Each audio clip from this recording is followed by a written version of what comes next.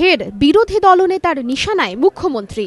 বিধানসভায় মুখ্যমন্ত্রীর প্রশ্নোত্তর পর্বের জন্য নির্দিষ্ট দিন শুক্রবার, কিন্তু এবারের কার্যবিবরণীতে দেখা যাচ্ছে ওই দিন রাজ্যপালের ভাষণের ওপর আলোচনার জন্য নির্দিষ্ট করা হয়েছে, আর তাতেই বিরোধীদের আক্রমণের মুখে মুখ্যমন্ত্রী। সূর্যকান্ত মিশ্রর অভিযোগ, বিরোধীদের ভয় পাচ্ছেন মমতা বন্দ্যোপাধ্যায়, তাই বিধানসভায় প্রশ্নোত্তর পর্ব এড়াতে চাইছেন তিনি।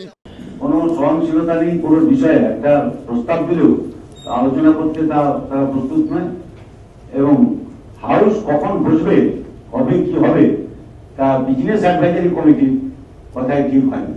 এটা ঠিক হচ্ছে মুখ্যমন্ত্রীর সুবিধা অসুবিধা অনুসারে কখনো তিনি হাউসকে এড়িয়ে যাবেন বা কখন তিনি এসে বক্তৃতা দিতে পারবেন তার উপর। বিধানসভার কার্যবিবরণীতে দেখা যাচ্ছে বুধ, বৃহস্পতি ও শুক্রবার রাজ্যপালের ভাষণের ওপর আলোচনার জন্য নির্দিষ্ট। দুদিন প্রথমার্ধে প্রশ্নোত্তর পর্ব রাখা হয়েছে, কিন্তু শুক্রবার দুই পর্বেই রাজ্যপালের ভাষণের ওপর আলোচনার জন্য নির্দিষ্ট, আর তাতেই সরব বিরোধীরা। সূর্যকান্ত মিশ্রর অভিযোগের তীব্র প্রতিক্রিয়া জানিয়েছে সরকার পক্ষ। পরিষদীয় মন্ত্রী পার্থ চট্টোপাধ্যায়ের দাবি, মুখ্যমন্ত্রী বিধানসভায় যথেষ্ট সময় দেন, বিরোধীদের বক্তব্য অবান্তর।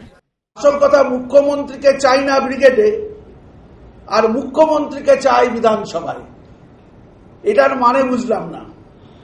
এই তো চার্জশিট দিয়ে আসলেন ব্রিগেডে, আবার বিধানসভায় মুখ্যমন্ত্রীকে চাই বলে আবার একটা চার্জশিট কেন দিচ্ছেন? একদিকে আবেদন আর আরেকদিকে চার্জশিট। আগে ঠিক করুন ওরা কি করবেন। যে ধরনের কুৎসা এবং অপপ্রচারের লাইন নিয়েছেন তার থেকে বিরত হন। বিরোধী দলনেতার অভিযোগ, তৃণমূল ক্ষমতায় আসার পর থেকে বারবার প্রশ্নোত্তর পর্ব এড়িয়েছেন মুখ্যমন্ত্রী। এবারও সেই একই ছবি। তার দাবি, রাজ্যে আইন শৃঙ্খলা পরিস্থিতির তলানিতে, মহিলাদের উপর নির্যাতন বেড়ে চলেছে। এই পরিস্থিতিতে বিধানসভায় বিরোধীদের প্রশ্নের মুখে অস্বস্তিতে পড়বেন মমতা বন্দ্যোপাধ্যায়। সেই কারণেই প্রশ্নোত্তর পর্ব এড়িয়ে যান তিনি। যদিও সূর্যকান্ত মিশ্রর অভিযোগে আমল দিতে রাজি নয় তৃণমূল।